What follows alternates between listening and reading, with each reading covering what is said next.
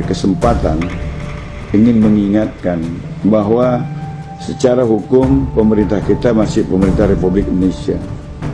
Secara politik ya memang mereka masih dipilih secara demokratis oleh warga negara Indonesia. Tapi secara sosiologis ada impossible hand yang mengendalikan jalannya pemerintahan dan kekuasaan politik di Republik ini. Ya, kita nggak tahu apa itu, tapi yang kita khawatir adalah munculnya kembali tanda-tanda kebangkitan PKI.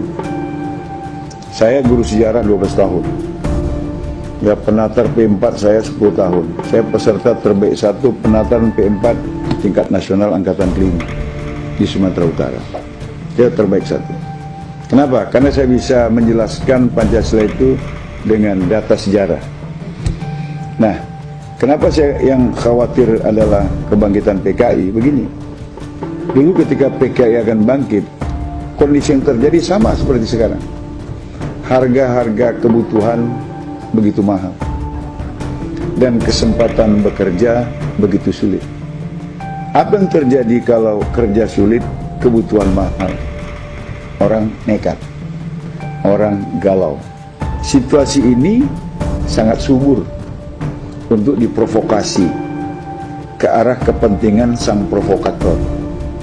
Ya, jadi waktu tahun 64 menjelang 65 seperti ini. Sekarang juga berulang.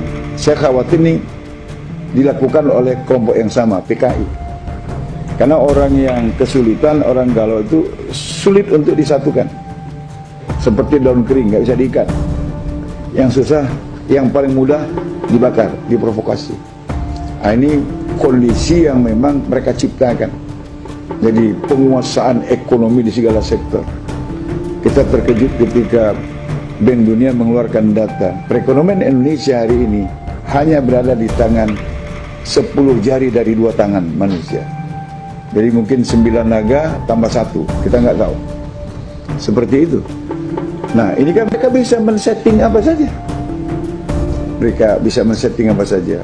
Lapangan pekerjaan kasih sama siapa, mereka bisa. Sekarang dikasih sama imigran-imigran Tiongkok, legal maupun yang ilegal.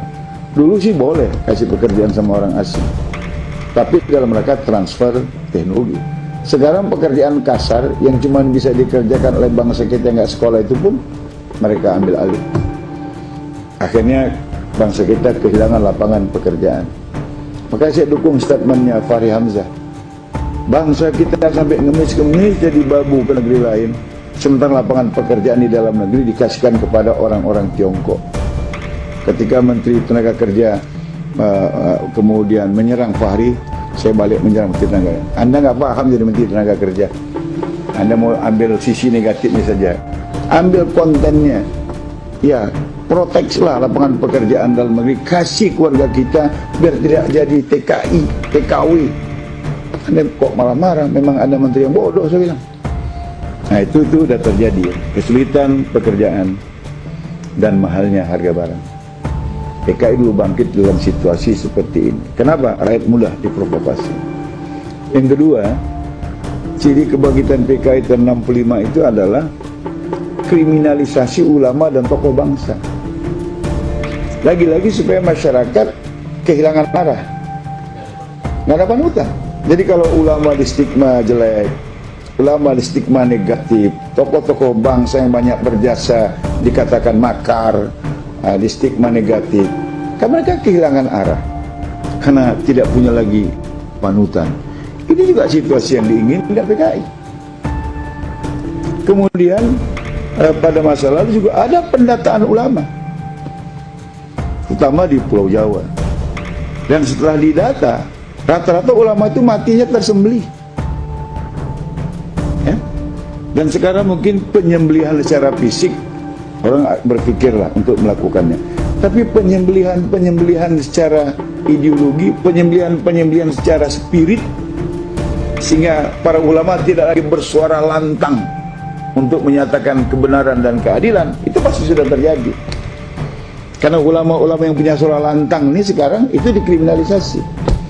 Jadi didata. Ada orang bilang kan nggak salah ulama didata, Romo.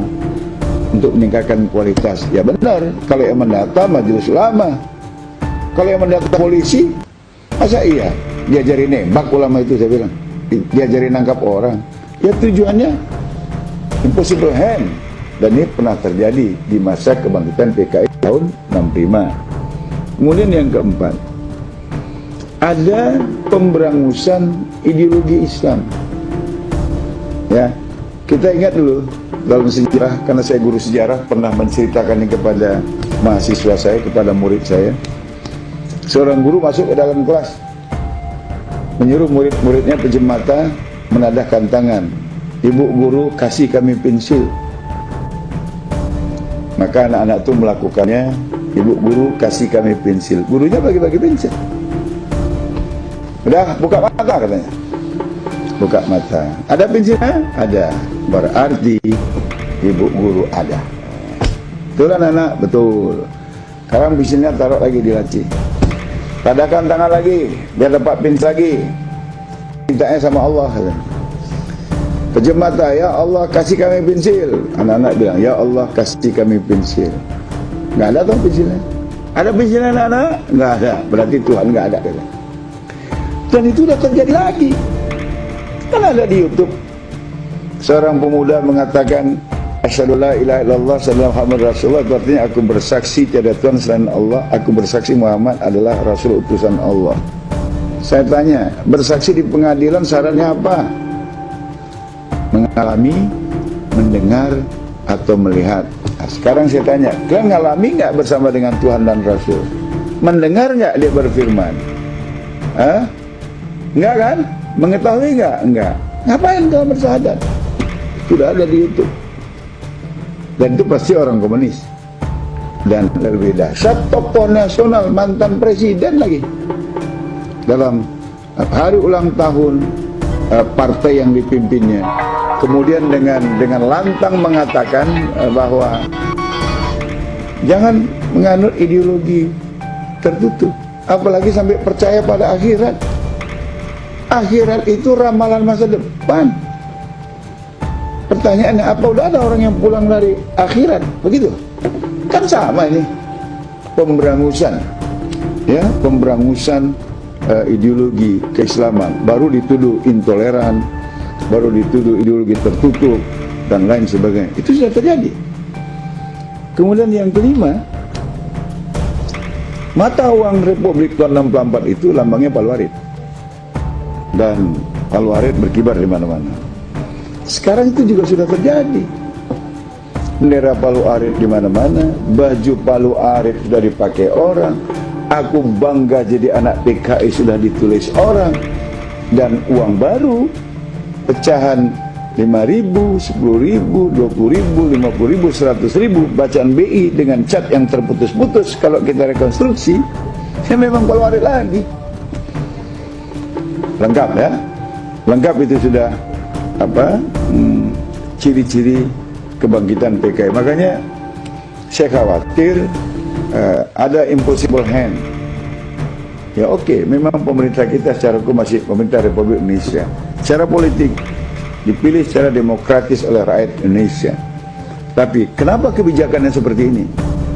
Saya khawatir ada kekuatan lain. Yang paling saya khawatirkan adalah impossible hand itu adalah PKI, karena ciri-cirinya udah sama dengan ciri kebangkitan PKI tahun 65 yang lalu.